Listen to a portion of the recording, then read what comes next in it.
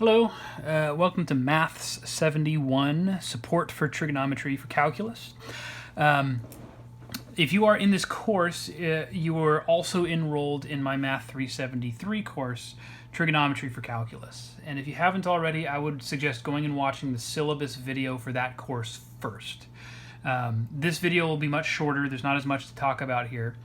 The information up here at the top, my email address, my name, my office number, you can ignore because we're not on campus and you can't get to my office. Neither can I. But it's all kind of the same information. So let me briefly talk about what this class is, this support course, and the way it's going to function, the way it's going to be structured, and that'll be it. So like in the previous video, in the syllabus video for Math 373, there's a bunch of stuff up here that I'm not going to read through. It's a catalog description and the student learning outcomes. It's a good idea to go look through all that stuff, but we don't need to talk about that here. Here I have the same motto as what I talked about in the last syllabus. I'm not going to read that here as well. Here's what we need to talk about. What do we do in this class? How are things graded? And how do you get through? So I have taught this support course a few times in the past, and especially in this online setting, my goal here is to use this course to give you the help that you need, prerequisite help that you need to be successful in trigonometry, and doing it in the most streamlined and simplified way possible.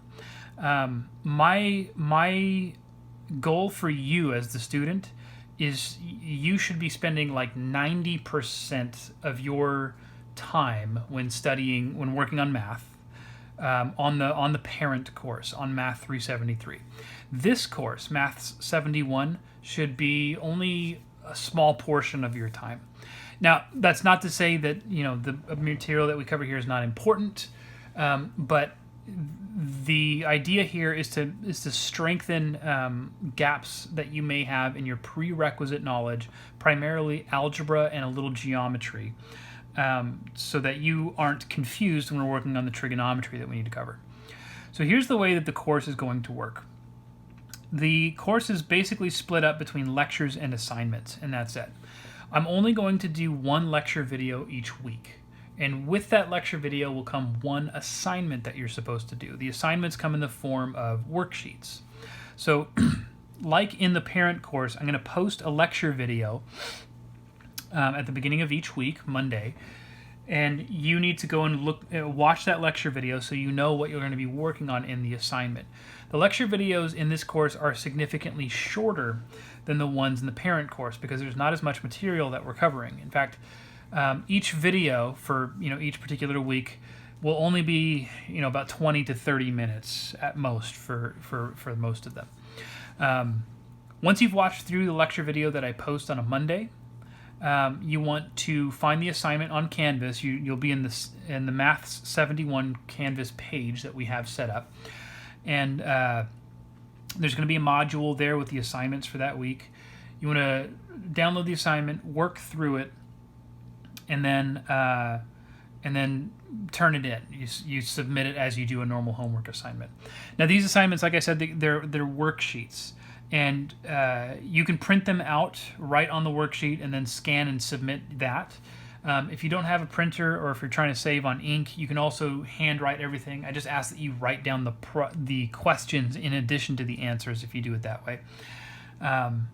But it's fairly straightforward. None of the assignments are meant to be brutally hard or long. Some are going to take more time than others. But again, the goal here is just to do just enough to get you caught up on any prerequisite skills that you're struggling with so that you can devote the majority of your time to the parent course, the trigonometry course. And that's how this works. The assignments are going to account for 80% of your score. And just like your homework in the parent class, I'm grading these based on completeness as well. Okay, so it's not going to be graded on accuracy. My plan is to upload answer keys once you've submitted homework assignments, so probably the day after, so you can study from those and make sure that you're understanding the material. Now, normally when I teach this class on campus, I do quizzes at the end of each week. But I'm again trying to keep things streamlined and simple. I'm not going to be doing quizzes in this course. Instead, we're going to have a final exam. We are required to have a final exam in this course. It's going to be very straightforward, and it's going to account for 20% of your final grade. That final exam is not very long, but I'm going to give you a full 2 hours and 15 minutes to complete and submit it. It's not going to take you that long, most likely. I'm intentionally writing it to be much shorter than like an exam in the parent class. Now, the unique thing about this class is that you don't get a letter grade. You get pass or fail. And so the cutoff is 70%. You need 70% or higher to get a pass in the course. Anything lower than that and you'll get a fail for the course. So that means you need to stay on top of the assignments, make sure that you're working through them, submitting them. But again, this course is not designed to take up a ton of your time. Give it the amount of time that it needs, and then focus on the parent course. That's what I would say. Just like in the previous, just like in the parent class lecture or syllabus video that I didn't write this on the syllabus, but there will be discussion forums in the Math 71 Canvas page as well. So you can ask questions about assignments there, and I can help you, or fellow students can help you there as well.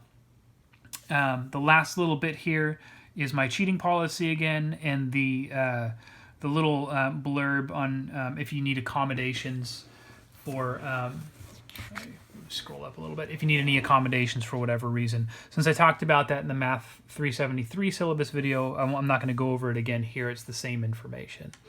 Okay, and that's basically that. If there's any questions that you have on this course before we get started at the beginning of the semester, just email me at this email address and I'd be happy to answer those questions. But that's it. Looking forward to a great semester.